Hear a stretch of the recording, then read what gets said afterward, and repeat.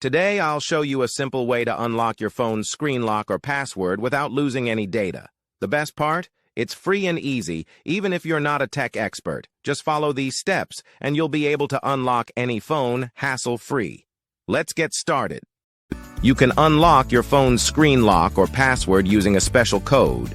You will need to press on emergency call, and then you must enter a code. This code is unique to each type of phone and is provided by the phone manufacturer. In this video, we're using a code that works specifically for the type of phone we're demonstrating. Here's how you can get the code. Visit this website that provides unlock codes for free using a unique method. And that's it. Now you can unlock your phone without losing any data. See you in the next video. Bye.